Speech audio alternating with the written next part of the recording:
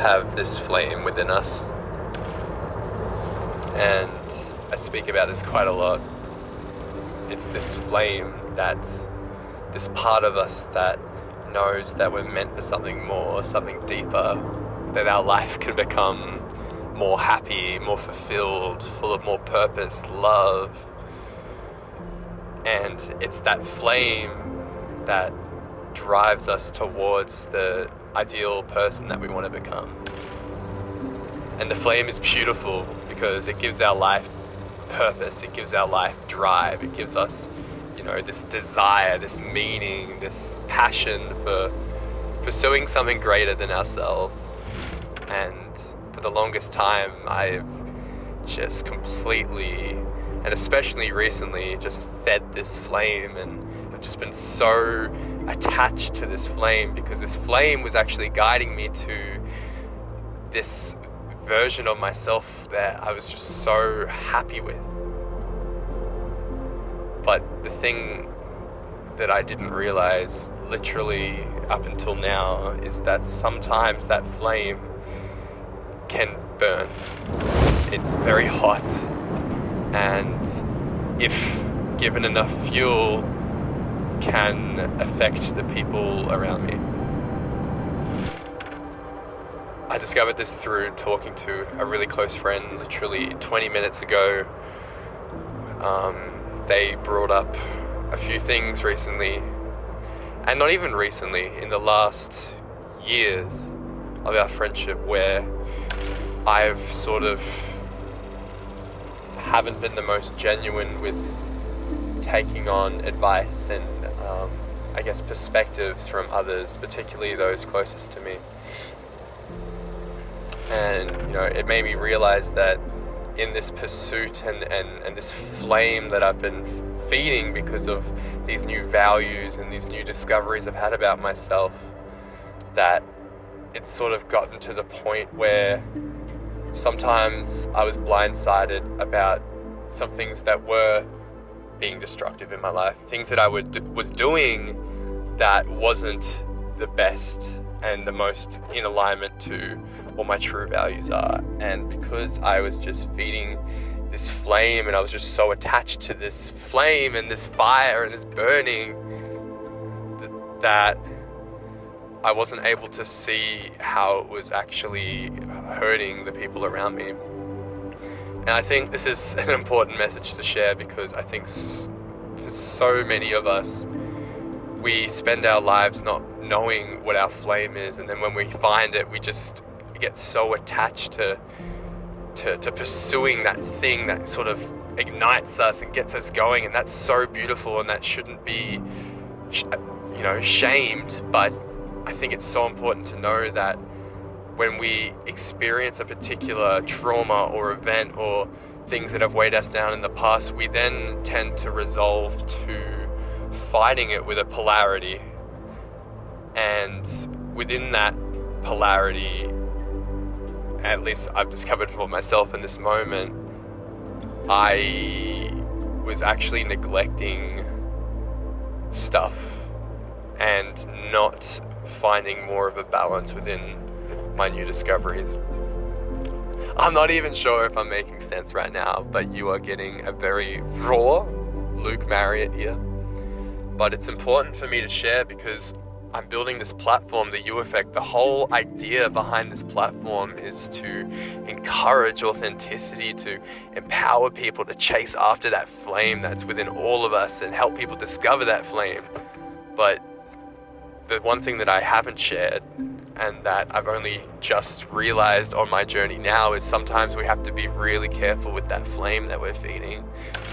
Because if we're just completely following that passion, that desire, that flame, that excitement, we might be blind to things that we might not be able to see, things that are important to us, the connections, the people we have around us, the people who matter, the people who care about us so deeply. Sometimes when you feed the flame big enough, it actually stops you from seeing things that are valuable to you. And for me, that is some of the close friendships in my life. my friends care about me so deeply, and I'm so incredibly grateful for them in my life, and I've always felt that way. But the thing is, there have been situations where things would be brought to my attention about my behavior or certain things, and because I was just so, at least I felt like in touch with what my values were, I pretty much dismissed them completely, not even giving them a chance to express their point of view on it. And I thought I was, and I was trying to acknowledge, what they were saying and what, they were fighting for. But in reality, I was just saying words to negate the situation so that I could hang on to these values that I thought were completely grounded in who I was. But the reality is, in certain situations, I was creating this false, I guess, persona of genuinity. That's not even a word. Genuinity isn't even a word. But it's the word that I want to create to express what I was saying. So that's what you get. But yeah, I wanted to talk about this because I care so deeply about my friends, and there is nothing more important to me in this world than making sure that I'm living in alignment with what I'm wanting to share with this world, and that is pure authenticity. And I wouldn't be very authentic if I just disregarded all the things that the people in my close friend circle want to share, even if it's negative things. Not even negative things, but things that I am doing that they feel is destructive. I really feel, and I really believe this, particularly after the conversation I have had tonight, that if there is anyone in your life that you respect and that you love and that you trust, if they bring something up and pull you up on something, regardless on if you think it goes against your values or not, really actually take the time to absorb it. Regardless of whether you feel like they're sort of rubbing you in the wrong way. Because at the end of the day, if they're people you respect, there's a reason they're bringing it up. They want the best for you. And sure, there might be times where they bring things up because of their own past experiences, traumas, and reasons for feeling things, but it doesn't mean you should completely disregard it, because often when you completely disregard things, you're actually missing some of the truth within what's being said. And I can definitely say that I had done that exact thing in recent times. But in saying that, I have a lot of love for myself because, I used to be in a place where I would absorb what people had to say a bit too much, where I didn't even have the values within myself to even be grounded in what anyone or in anything that I believed in, so that whenever anyone would question anything I was doing, I would just immediately presume they were right. And that was a cause for destruction in itself, because a lot of the time I was just being manipulated. But then, unfortunately, I have resorted to the opposite, where instead of actually trusting that my close friends aren't trying to hurt me, I would just completely deflect what they would say to help me. And I think it's important to bring this up because I think life is completely about balance, and it can be very easy to want to go against the polarity of what you once felt. Whenever we have a bad experience in life, we want to do everything we can to avoid that experience in the future. But the issue with that is oftentimes there is actually some truth and some knowledge within facing those things again.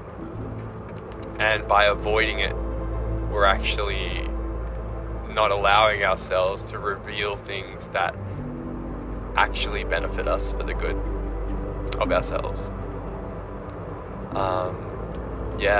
This is all I wanted to share. this was important for me to share. And yeah, thank you for listening, and thank you for coming with me on this journey and for trusting me in spreading this message. You know, I take the responsibility of talking about authenticity very highly and very seriously, because at the end of the day, if I am not being the most authentic version of myself, then who am I to even talk or even be doing the you effect? And that's why it's really important to me that I take you guys on this journey with me, that I take you guys on this journey of when I fuck up and when I mess up and when I make mistakes. Because the reality is, as I do this channel, there's going to be situations where I do fuck up, and not saying that this is necessarily a fuck up right now, but there have definitely been things that I've been avoiding to face the reality of, and this is one of them. And I wanted to share this with you guys vulnerably because it's important to me. And at the end of the day, we're not all perfect. We can act like we are as much as we want, but the reality is we're not going to be our truest, authentic selves if we don't learn to accept what might be true. I don't even know what that last part meant, but I'm sure it resonated with some of you guys. Anyway, this is Luke Marriott signing off. Thank you for listening.